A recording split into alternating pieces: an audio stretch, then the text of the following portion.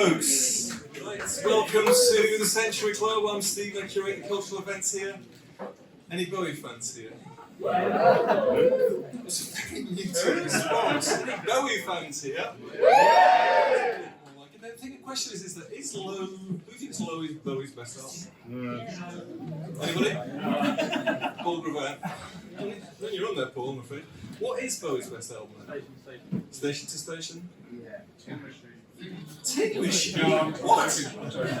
Okay, well it's obviously big, isn't it? The thing is, I was just talking to Reinhard earlier, and we do at least one Bowie event a year. You might have seen the big portrait on the way in. Tony McGee, who's a member here, actually took those photographs in the 80s. But I don't know about you guys, but is Bowie dead? No. It doesn't feel like he's waiting. Dead.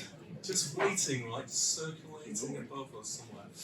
But it's always a pleasure to celebrate him and his life, and this evening to celebrate it via this amazing book. I have to say, it's an absolutely stunning piece of art and sort of tribute in some ways, memorial in some ways about Bowie's Berlin years by Reinhard. We've got Reinhard here. Here he is. He came from Berlin. And thanks to Emma of SelfMadeHero and Gosha here as well, of course.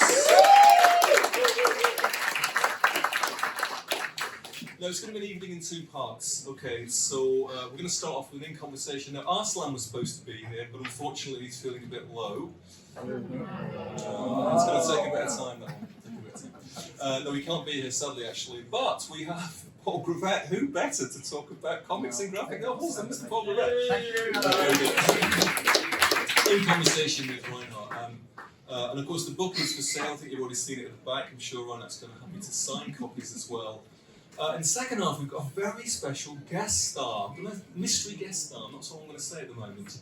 And we're going to have a particularly special live event. So, after the interval, prepare yourselves. That's all I'm going to say, okay? How's that? Sounds so good? Okay. So, Emma, have I missed anything, or are we ready to rumble? I mentioned signing books, yeah, that's all good. Okay, cool. And so the seats, there is enough seats if you might have to wander around a bit. There's two here, there's two here. Don't need to stand, guys, if you want to come and grab a seat. Okay, well that's it. Let's begin. So, first of all, I'd like to welcome to the Century, to London, to the UK, the artist, the creator behind this book, Reinhard Kleist.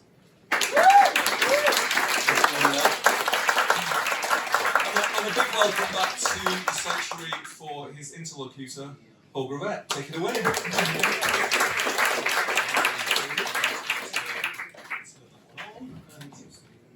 Thank you very much, Stephen. Hello. Well, I'm not Arslan Mohammed. I'm very sorry that he's not here. He would have been a fantastic host. I'm hoping to fill his shoes, or at least one of them. And I've known Reinhard for ages. In fact, I helped set up an event at the ICA when we were launching Johnny Cash, and you were interviewed by Charles, whose name I can't remember from The Enemy, but who's an Enemy journalist. Charles Murray, of course, Charles Murray. And that was an amazing evening. Again, some live drawing was happening afterwards, wasn't it, which we'll have tonight. So great to see you again, Reinhard. Yeah, and we had free whiskey. Yeah, yes. Where's the free whiskey? That's right, I've forgotten that. Where's the free whiskey? Great. So we're launching, this is volume 2. You might not realise there's a previous Bowie graphic novel called Stardust, which of course covers the Stardust period, and this is the kind of concluding part. It's a kind of a diptych two-part thing. And we've got some images that Reinhard's kindly sent to kind of set the mood. Let me just ask you, Reinhard, you're living in Berlin, and in many ways I have this idea that the book is called Low Bowie's Berlin Years, but it's also in a way Low Berlin's Bowie years, because Berlin is a really powerful presence, not just architecturally in the book and in the story of that. So you're very familiar with Berlin. Tell us about your history with living in Berlin, working in Berlin, and how that feeds into doing this project. Because I'd imagine that you've not chosen this just by accident. I mean, Low is almost as much about Berlin and the scene at the time, and all the other big players involved, as it is about Bowie. Yeah, I came to Berlin in 1996, so long after David Bowie was living in Berlin. And but Berlin was always a very big influence in my life. So it was very, very young when I first saw this movie, Christiane F., The Children from the Bahnhof Zoo, I say. And Bowie was playing a very big part in that movie. And this film very much influenced me, although it transports a very bad image of Berlin. But I was seeing it as a young person. I was like, oh my God, I have to be there. This is like a big city. This is the place I have to be. So it took quite a while. But 1996, I came to Berlin, and Bowie was always part of the let's say mythological background of the city. So people were always talking about he lived here in this building, and there was this building where they had a little sign on the wall. And then, well, there was the Hansa Studio and all these stories about this time. So it was, I don't remember, 10, 15 years ago, I made a little story for a collection about stories from Berlin. And I already put the story of Iggy Pop and David Bowie in this book. And yeah, this also is kind of like a mythological treasure of Berlin. So, well, it took me some time to finally have the, let's say, the guts to do a graphic novel about David Bowie.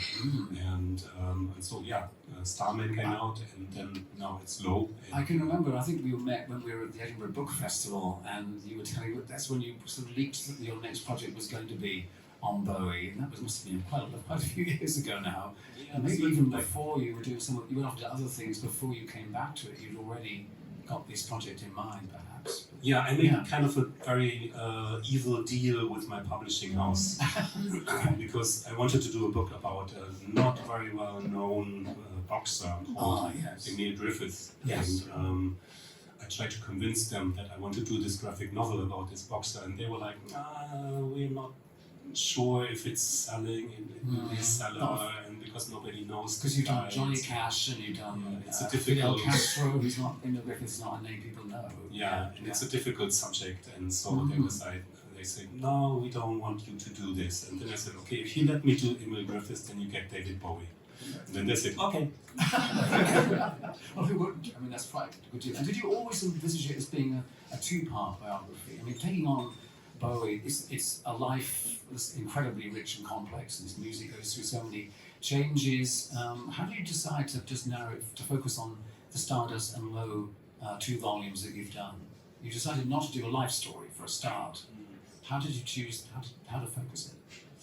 I realized if I want to do a graphic novel that's really have a lot of content and really goes deep into the subject, then I would need like 500, 600 pages or something. So I decided, okay, I just take one part of David Bowie's life where I'm thinking that the most things happen, and they were also the most important parts for me. And I focused on the beginning of his career, his childhood, the beginning of his career, then Ziggy Stardust, and then I make a break. After he killed the band, he killed the Spiders from Mars, and so that's the end of the volume number 1, and then volume number 2 sets in with the Berlin years, but back. How do you say that word? Flashback. Yes, to his time when he was. We kind of joined it up in that sense. Yeah. But I believe, some people might think that that's not such an important period of Bowie's creative career, but clearly you're showing in this book this was a very special moment because he'd gone through real difficulties, obviously, to say the least, in America, and came to Berlin looking for some kind of refuge in a way, and to recharge him in his music, absolutely, and his life. I mean, he was on the way of killing himself. Yeah, in the States, he was using total abuse of cocaine and other substances, and so then he made a decision: I have to stop this here, and I'm going to Berlin, which is quite a crazy idea. And but it was it on the music map at that time? Because in the book you cover a lot of what was going on.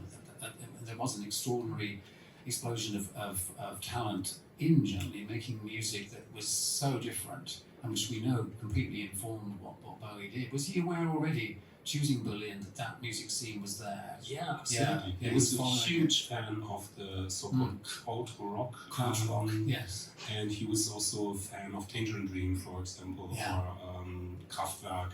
Right. And he wanted to go to Germany, and he decided to go to Berlin. There's also rumors that he actually wanted to produce one album with Conny Plank, which was one of the most famous producers at that time from Germany. Yeah. And which is quite funny because Conny Plank had a studio in a very small village, which is very close to the village where my parents are living. The studio is gone, unfortunately, but Conny Plank said, "No, he's too famous. I don't want him." Oh. But Conny Plank produced, I think, the first 2 albums of the Eurythmics Oh, right. in this small village near Cologne.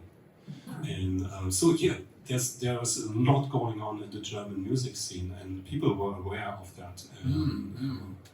And he was also a very big fan of Edgar Froese and Tangerine Dream. And there was also a connection because when I was younger, I was also a huge fan of Tangerine Dream. Then there were these stories that he was friends with Edgar Froese, who was the mastermind of Tangerine Dream. And I have some pages in the book also about when they went shopping when they went shopping for records in a record store in Berlin. That's a really nice scene, is that they're in the scene that there's two kids in the store saying, "What did he buy? What did he buy?" And they don't tell. No. The shopkeeper doesn't tell them. But I mean, Bowie's musical development, his management and his record company were not really happy in him going off and making this much more experimental stuff. And the album that resulted, albums that resulted from this period were alarming, or certainly not. Were different. They were, and that was the point. Do you feel Bowie really was finding a new way forward out of? He certainly rejected glam rock, didn't he? That whole scene was in the past for him. Yeah, he really wanted to get away from this since he left England. He went to the States. He made Young Americans. Exactly, yeah. And he made Station to Station, which is already very, very much influenced by German bands. Yes, you can hear it, can't you? And then he came. Well, he started doing low, not in Berlin. He started doing that in a studio in France. But you see on that album that he was searching for something, and this album is very fractured, and he's definitely looking for music that would kind of illustrate his inner turmoil. So what I found also very, very interesting about in the research for this book was that also instruments played a huge part in making the music. Yeah, you showed something we have a slide just a moment ago. This fancy sort of synthesizer of some sort, is it? I don't know what it is. It's called. My English is. It's called the harmonizer. Harmonizer, there you go. Harmonizer. And it was very interesting to read about this instrument that in the beginning... With Paulino, of course, operating it here. They didn't know how it worked. They just plugged it in, they tried something out, and they said, "Well, this is horrible. What can we do with this?" And then after a while they found out that this is actually changing the sound. And it's when you listen to Low, especially on the first seconds of the album, you hear what the harmonizer is doing to the drums. It's changing the sound into something very artificial, cold. Yes. And that's how the instrument defined the sound of the album. And that drumming was new on Low, or was it already on Station to Station? It was new. It was new at that point. Yeah. That's one of the most striking things about the album. And so this harmonizer, I did some research and also talked with musicians about it. They explained how the instrument worked, and then last year I had a little tour at the Hansa studio where they recorded a huge part of the album and also Heroes. Is that still a working studio? It's still a working studio. Right. So there was the manager of the studio, and he gave us a little tour, and the first thing I asked him was, "Okay, where's your harmonizer?" And he was pointing at some instrument there in the back, and I looked at it and said, "Ah, yeah, but that's the new one, is it?" And I think for 3 seconds he was really impressed. Basically, yes, you've spotted a different model. Yeah, it was a different model. It was a newer model. Yeah, and Brian Eno was essential to this period and to Low, isn't he, as a collaborator? Yeah, he was absolutely important. And I didn't know about Luther Vandross. This is the image I just kept up on the screen. I had no idea Luther Vandross was involved in. Yeah, this is actually it really shows how what sense David Bowie had for musicians. So Luther Vandross was absolutely unknown. He's a backing singer, wasn't he? Basically. Before he became a backing singer on Young Americans. He was basically responsible for the backing vocals on the song. And then David Bowie was listening to me, and he was like, "Oh, what's your name? You have to join the band." And then Luther Vandross became this really, really famous icon of soul music. Yeah, he's great. Yeah. Okay. Now you deal also with the managerial crises, and I think we've got an image, but you also deal with the marital crisis. So Bowie's going through that hell a lot while in Berlin. Detoxing in at least partly a bit, but also having to deal with these difficult personalities in his life. Yeah, and especially the managers. It was very difficult for me to understand that one decision to go to Berlin was to save money. Because they heard you can live really, really cheap in Berlin. And live anonymously too, as he says. Anonymously, and you save a lot of taxes. And it was actually part of the decision to move to Berlin was because you had to save money, because all the money went to the processes against the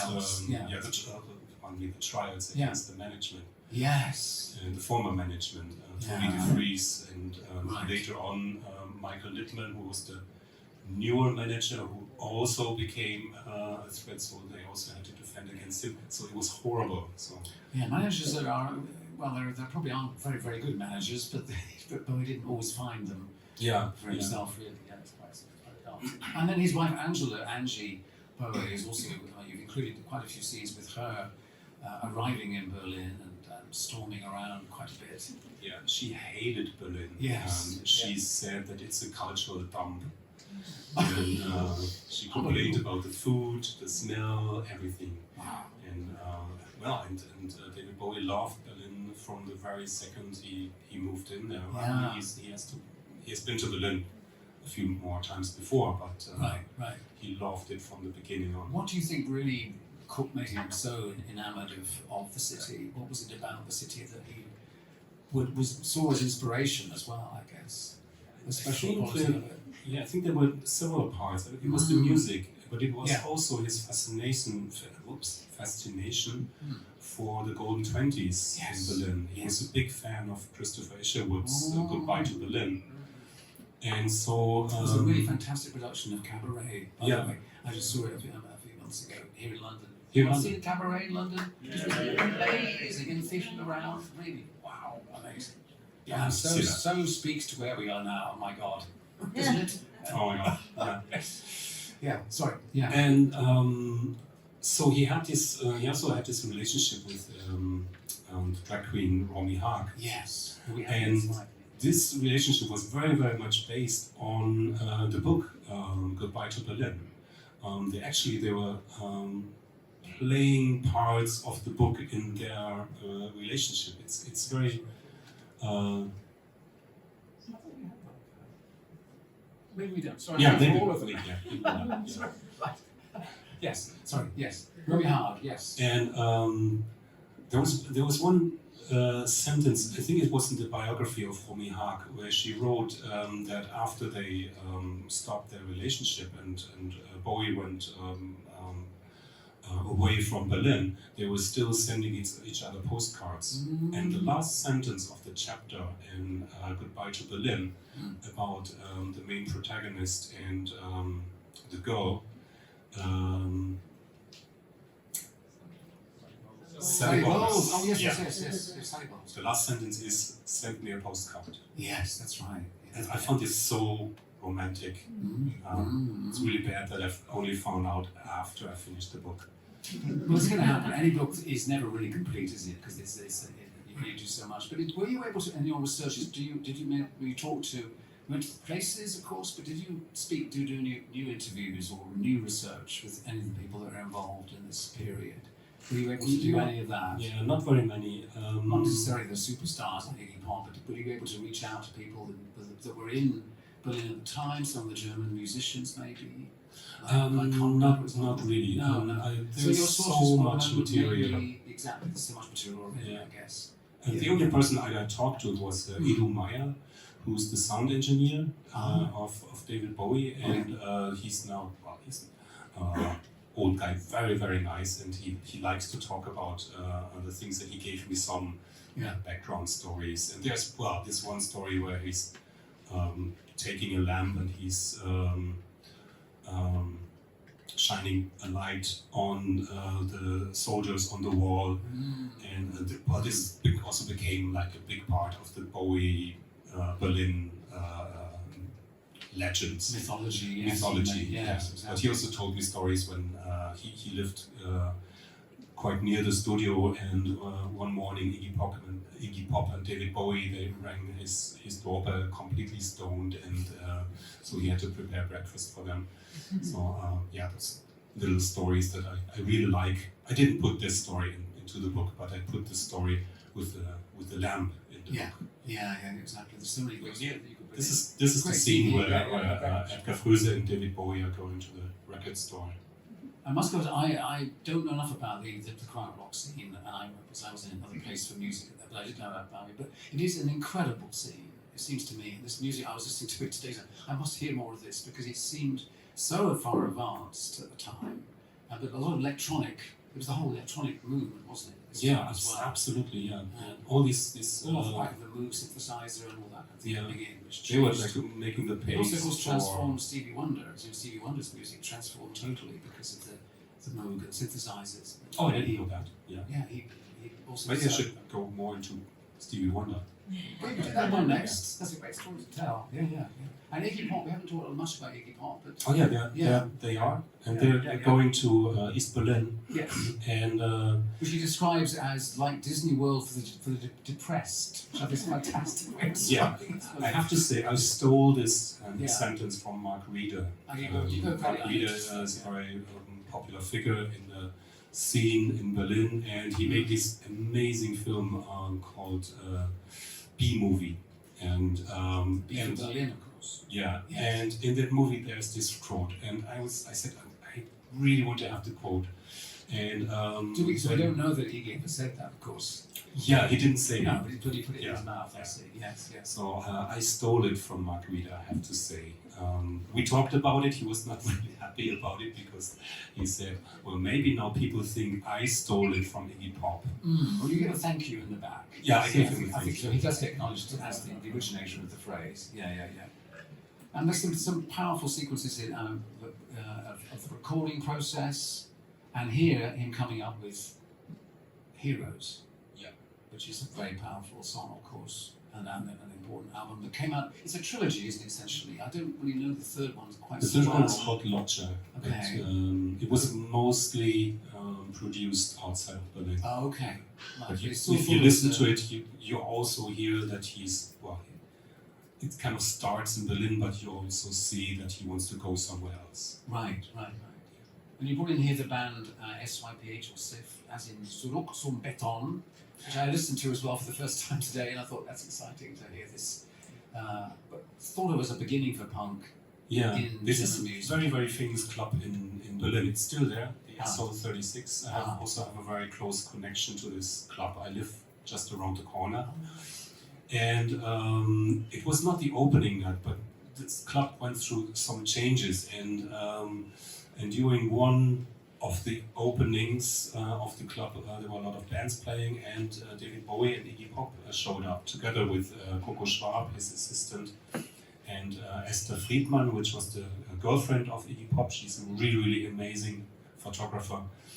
And there are some photos of them, and it's really, really funny. You see, you see David Bowie in a nice suit, wearing sunglasses, and well, there was it was punk in the 70s in that club, so that must have been a really, really cool atmosphere. So you have this punk going and people screaming from the stage, and then you have David Bowie in there with a nice suit. It's, Yes. yeah. Yes, I don't think we've got the scene yet. There's a scene where maybe it comes up later on. This is I don't want to give too much away because you haven't read the book, but there is a really brilliant sequence where I'm showing you here. You explain a bit what's going on. You really use a kind of uniting structure from the beginning of Stardust. There's already a scene set in outer space, isn't there? You open with a double bass spread, and we end with that, with space. And one can't help thinking of Major Tom, of course, as a kind of figure that is one of the incarnations of Bowie. That's what I assumed. And then also you have this trippy 2001 Kubrick reference, which of course is from 69 or 60, I think, the movie. So what you're doing something here that's more symbolic and taking away as a way to begin and particularly to end this important period of his life. Yeah, I knew that this film was very, very important for him. And, is that right? Yeah. Space Oddity would not have been possible without the movie. And the end gave me the opportunity to take two parts together. So in the end we have this scene when he's flying into space, when he's leaving Berlin, and and I do it in a metaphorical, like fairy tale ending when he's leaving Berlin and he's going to space, and he ends up in the White Room of the ending of 2001. And it's also something that only occurred to me after I finished the book. Was, do you remember the name's astronaut from 2001? No, I don't, unfortunately. It's called, he was called David. Dave Bowman. Dave Bowman. Yeah. And it was meant to be. It must be a coincidence. It's a very nice coincidence. Yeah, because he didn't name himself after the film, because he gave his, it's not a nickname, it's a pseudonym. Pseudonym. Yes, He gave a pseudonym. Artist name. He gave his artist name before the movie came out. So right. that's. You also do deal, of course, with his brother, or half. I'm not sure his half brother, stepbrother Terry. Half brother. Yes, and his mental illness and troubles and. Yeah, he also played a big part in the creative process of David Bowie. Well, he was the first one who introduced him to jazz music, for example, or the Beat Generation poets. And so Terry was always a big influence. And I just read a book that just came out in Germany. It's called David Bowie and Gugging. And Gugging was home for mental health patients, but with artistic background, artists. Right. So before he started working on the album Outside, which I think is one of his best albums, he went to Gugging for 2 days, and he met with the artists there, and there are photos of him in this home where he's talking to the people, and he's also drawing. So there's a sketchbook there with sketches that he made. So that was on the first day, and there was some other people, there were journalists and photographers, and on the second day he said, okay, I want to go back there, I want to go alone. So nobody knows what he did there. So this is very, very touching for me, because it also had to do with his brother. Yes, exactly. Tell me about why you've shown this. This is because you're referencing, of course, the famous Pierrot. This is in the very end of the book. I do reference to the first song that I actually listened to when I was a kid. So the first time that I'm really aware of pop music. I must have been like 9 years old, maybe, when the song came out, and I listened to it, and then there was this video, and this video was also very, very famous, and so I make a reference in the end of the book to this video where I showed David Bowie as the Pierrot, showing us what happened to the other characters from the book. What happened to A&J, what happened to Iggy Pop, and what happened to John Lennon, for example. Yes, we've included. And there's some astonishing pages here, really fantastic.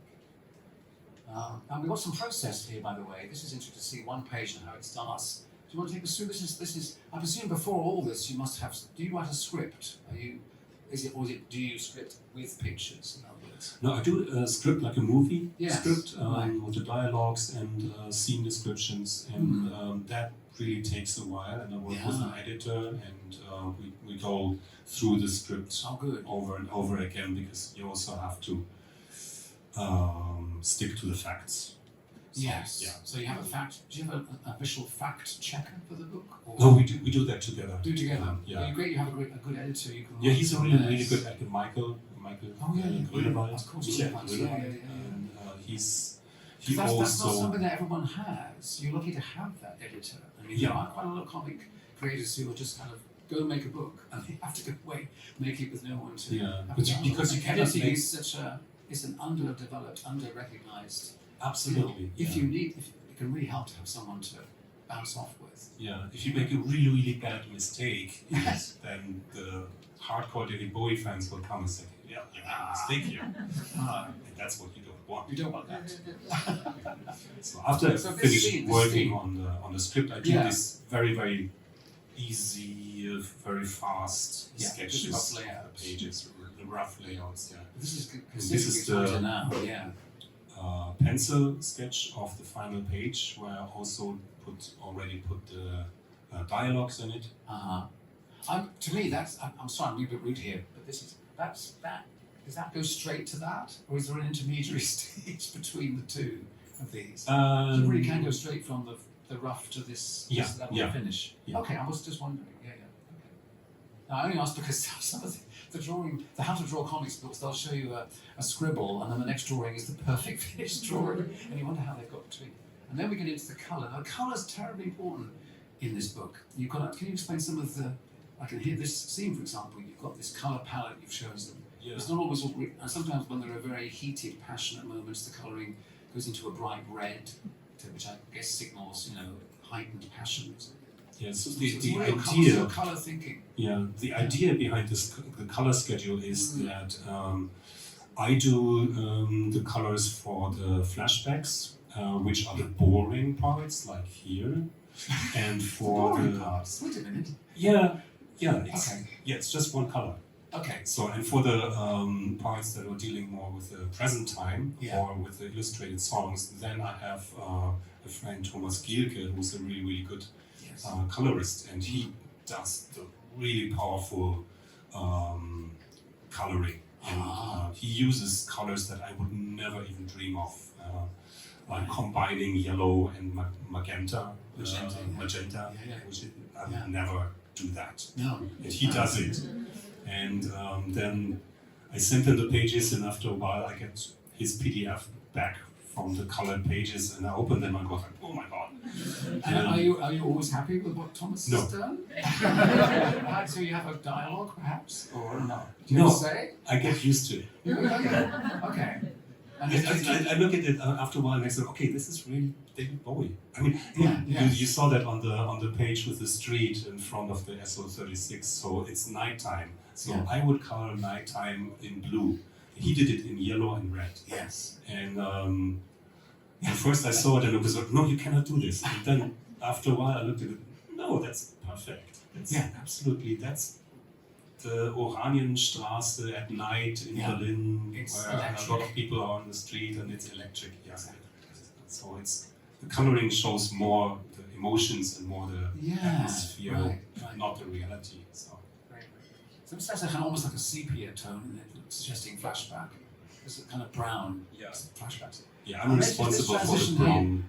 Can you spot the difference here? We've got this one here, and then So what's happened, of course, here is that you've gone. You use this special lettering change. Oh yeah, but so what's the story behind the that? first one was the German version. Now this is the English version. Of course it is. Right, of course it is. But you changed the lettering to make it more florid. Yeah. Which one? Right. Okay.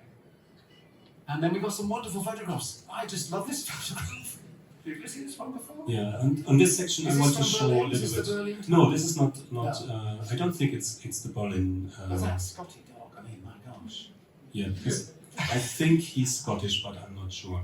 It's a Scotty dog. Is it a What? what? A Scotty. It's a black Scotty dog. Oh, Scotty. It's a Scotty dog. Yes, it is. And this, He's yeah, got somebody sat next to him, but the Scotty dog knows he's the most famous thing in the room. absolutely. Absolutely. Yeah. Come on. So in this section, I want to show a little bit of background photos Yeah, and also let's photos see. that I found very funny during the research. How did you track down these? Is these things online? Is there archives? Yes, Is it's it everything's lots of online. online. Yeah, of course. Yeah. Of course, But you see it here on these photographs. They're taken during the sessions for young Americans. Yeah. The very unhealthy looking David Bowie. Yeah, Then, he does it almost skeleton. yeah, that's Tony Visconti, Ah, his yeah. producer, with a very, very difficult decision on the hairstyle. And we just looked at him. Is that Bruce Springsteen? Yeah. Is it? Yeah. Okay. And this Luther Vandross. Yeah, Lucy Vandross. Yeah. Was Springsteen involved then? Was he singing on this or something? I don't Just think so. there. He just popped by and looked into the camera. Amazing. Wow. Now this is an extraordinary performance, isn't it? This stage set, you cover this project, this huge stage design Yeah. in the book, don't you? As well? Yeah, I wanted to portray a little bit of also of other artists' work that were around David Bowie at that time. So this is the stage design for Diamond Dogs tour. It has a bit of This kind of is- Cabinet of Caligari. Yeah, kind of look, absolutely. doesn't it? Yeah. And I found it really, really amazing how he used stage design and how he really wanted to impress the audience with his concept, because a stage designer like that was not very usual at that time. No. I think would he have been singing on that sort of gantry on that platform at the top? Yeah, That's so right, you could yes. walk up there, and I think it also could go down, but I'm not sure. And where was this taken on stage? Was this in Berlin? No, he went on tour with Yeah, it. yeah. Okay, And right. and I think it was one of the most expensive set designs for concerts ever. And this I found really, really interesting, because it was on the Diamond Dogs tour, which was after Ziggy Stardust. So there was one part in the performance where he was holding this mask with the Ziggy flash on it. He was holding it and singing it, and at one point he was throwing it back. So it was something to show the audience, okay, Ziggy is over. And it also had a reference to his past as a mime. Is that the word? Pantomime? Mime. Right. Yes. Where are we here? This I wanted to include. This photo popped up when I was looking for his house that he had in Los Angeles. So this is the house, I think, how it looks now. And then this photo must have been taken in front of the house. So we see David Bowie sitting in an invisible car. What I found most interesting in this photograph is this guy over there. He's just checking his engine, and there's David Bowie in an invisible car. He goes like, "Oh yeah, I've seen better." Brilliant. Now what's going on here? This is not just This New is- York. He's been arrested. This is it's considered the most beautiful mugshot in history. Yeah. And there was when Bowie was arrested for the possession of marijuana in Rochester. I really wanted to include this mugshot in the book. I changed a little bit the location. But it's We should talk briefly about this, because part of the challenge is that this book is not officially either approved or authorised, whatever, by the Bowie estate. So you want to bring in as much of the research and the reality into the book. Then you've had to negotiate that. You've had to. Am I able to ask you about that? Yeah. That process. Yeah. You have all this fantastic material, but you can't always cite it directly. Yeah, in some points, well, I have to follow the line of events, but I also have to follow my narrative, and I have a narrative that's kind of in the background of the whole story. I'm following some ideal. It's about the role of a rock and roll star towards his audience and his kind of like his mission as a rock star. So this is the basis that underlies my biographical approach to the story. But I also, well, yeah, like I said, I have to. Well, the main points, they have to be clear, and I have to follow them. And the main actors, the main people involved with him. Yeah. Maybe in the studio. I guess it's in Ham's studio. Yeah, this is in Ham's. This is, by the way, Eduard Meyer, the guy that I interviewed, and he's always giving the book to friends, and he's saying, "I'm the guy with the 43 on the show." Well, he's got some fame. Deserves some fame. Very important. And that is the studio, is that right? Is that the Yeah, this is the Hansa Studio building. It's still existing. Huge. Yeah, it's huge. What was it built for originally? It can't have been a studio, presumably. Was it a theatre or an office or something? It's enormous. I'm not sure, but It's right. It was right next to the Berlin Wall, wasn't it? Yeah. But this was like a ballroom or Oh something. yeah. It had passed also. The Nazis did something there, like ballroom events. Right. But before it was a theatre as well. Yeah. Then, Of course, we have Eno here, don't we? yeah, we have Eno, and this is Robert Fripp, the guy who played the guitar on Heroes.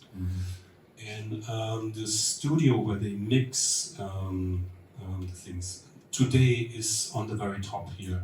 And Meistersaal, the famous Meistersaal, is also where they recorded a lot of instruments is here, and now it's an event space. And last year we had the opportunity to do a launch of the book in this Meistersaal, in the ballroom, which was really Well, cool. having a ballroom to do the music in, you must have got fantastic acoustics for that. Yeah. That's one of the reasons you use it, isn't it? It's really interesting if you talk to the studio people. And, there's the harmonizer. a harmonizer. And when they explain things about how they recorded things, it's really fantastic. They said, I'm not sure if it was for David Bowie, but they said, well, sometimes they go to the staircase in the building and record instruments there because it has such a cool acoustics. Yeah, the echo and the atmosphere. And that is really what changed Bowie's sound so completely, isn't it? He was looking for a new sound the whole time here. And found This is actually, this is also one of the photos from the mixing room. Yeah. Brian Eno here. And also what I found out during the research was that very often, first they made the music and then David Bowie was writing the lyrics. And that was also the case with Heroes. And this story is also in the book. One of the back singers, she had an affair with Tony Visconti. And so they recorded the music. And then David Bowie said, okay, everybody leave the studio, I have to write down some lyrics. And so they went out, and Tony Visconti and his girlfriend, I just cannot remember the name, Antonia Mars, they went outside and they went towards the wall and they started kissing. Yeah. And he saw that from the window and he wrote it in the lyrics. And so that's how they made it into the song. And Antonia Mars was later the lady that made the translation of Heroes into German. There's a German version of Heroes, and she made the translation. Did that become something of an anthem in a way, that song? Yes, absolutely, yeah. Especially with the wall coming down in 89. Yeah, it became an anthem. And some people don't like the translation, but I love it. It's very strange. So it would be Helden rather than Heroes. Yeah, it's called Helden. Yeah, right. This is Romy Ma. Yeah, this is Romy Harp. Yeah. Harp, sorry, yes. Then we've got the whole. You show, of course, the. Yeah, this is his. He was also very often in the drag queen scene. This is a place called the Lützower Lampe, and these are some drag queens. And this is Coco Schwab. That's his personal assistant. Ah, yes. And this is this is the bar Anderes Ufer, which is in the street of the house where he lived. What does Anders Ufer mean? Anders means other? Shore, Other shore. which is something description for being gay. Oh, on the other shore. Ah. It was the first gay bar in Berlin. The open gay bar. Yeah. Yeah, he's also pop. David Bowie was very much in the beginning. Coco Schwab, and I don't remember how these people were. Well, I think we're a bit tight on time now. It's coming up to 8, and I wanted to give people a chance to ask some questions. But I've got a few more images to show as well. But should we just? Would anyone like to ask a question? We have time for at least a couple before we have a little break for you to buy a book, buy a drink, go to the toilet, and then we'll come back at about 8:15, I think. Emma, is that right? Yes, for the live music and live drawing, which you have to be here for. But let me just open the floor up because I can't get a conversation. And I would, so anyone like to ask a question? Fire away, have this, you're going. Did David Bowie speak some German? Sprechen Sie Deutsch ein bisschen? Ja. Vielleicht ein bisschen. Vielleicht ein bisschen. I think it was okay for ordering a drink, but not for really having a conversation. How long was he actually living in Berlin? In fact, what period of time are we talking? Well, it's 3 years. Yeah, you would but imagine not pick all the something time. up. For a very long time, he was on tour. Right. He's not constantly in Berlin, so he didn't really have time. German is a very, very complicated language, and so he didn't really have time. German has 3 genders. I mean, French is bad, well, Spanish is bad enough with masculine and feminine, but you've got 3, which is insane. Horrible. Paintings. Bowie's paintings. Sorry, we'll come back to the question, but Bowie was a painter. Maybe you knew this, and you reference in the book a wonderful portrait that he made of Iggy Pop, and he's very influenced by German art. Yeah, the German expressionists. Yeah, that was already there, not before he went to Berlin, wasn't it? Yeah. He was very, very influenced by German expressionists, and there was one museum where they have a lot of paintings of these. It's a museum of German expressionism. So, and there's one painting of it's called the Rocariole from Haeckel. And this is exactly the pose that Iggy Pop has on the cover of The Idiot. Right. And it's really, really funny. And also David Bowie made paintings of Iggy Pop where he has this pose. Yeah. And there's also one painting that's supposed to be a blueprint of the lyrics of Heroes as well. It's by Otto Müller. And it shows a couple kissing. In the background, you see 2 big walls. So people say that this is also an influence. And you mentioned to me just before that there's a project to try and take your live drawing and live music into this art museum in Berlin. Yeah, With the paintings. Yeah. With the paintings. Yeah. And just at the moment, I'm I'm doing a live drawing performance with a very famous German actor. He's singing David Bowie songs, and he also does reading parts of the books that influenced David Bowie. And and so they want to take this show to this museum, and because next year there's some like a anniversary. Is this one of your live concerts here? Oh yeah, this was the band that I had at the launch of the book. In the Hamza. At the Hamza studio. Yeah. Wow. So there's a singer and me doing the live drawing. Well, I think this is where we shall take a break. But any questions just before we wrap up? We've got time for questions. Yeah, I've got one. Just one or two. Anyone got a question you'd like to ask that I? I've got one here. Oh, go ahead, go on. Sorry, Stephen. Yeah. It's an immense amount of work. It looks that way, right? And Do you have any friends? you have new friends then. How long did it take? That's one thing. But also, I'm just interested if you listen to music while you're drawing, and if you do, what do you listen to? And what's your favourite Bowie album? Would we just ask that already? You said it. Maybe it was outside. Didn't you say? No, it's one of my favorites. One of your favorites. I don't really have a number one favorite Bowie album. How would you choose just one? Yeah. Why would you choose this one? I have several outside. Also, well, definitely the Low and Heroes and Ziggy Stardust and Black Star. And which you also briefly reference, don't you, in the book?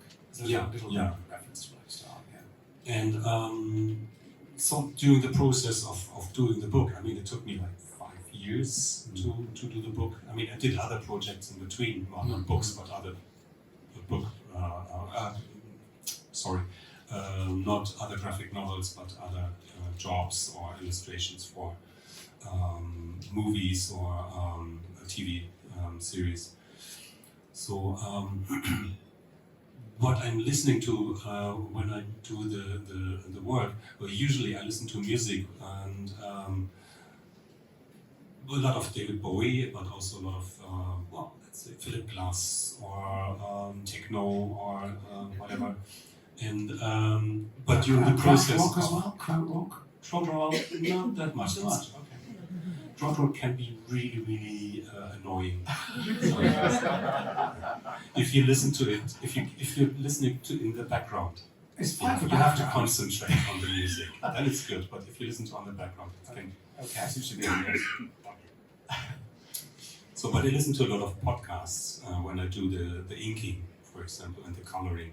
So then I don't have to think about anything. I just do the work and then I listen to a lot of audiobooks. And when I did the inking for the Nick Cave book, which is more than 300 pages, I listened to the whole Dostoevsky, which was it was really cool. Great compliment, inspiration. Yes. Nick Cave and Dostoevsky is a perfect match.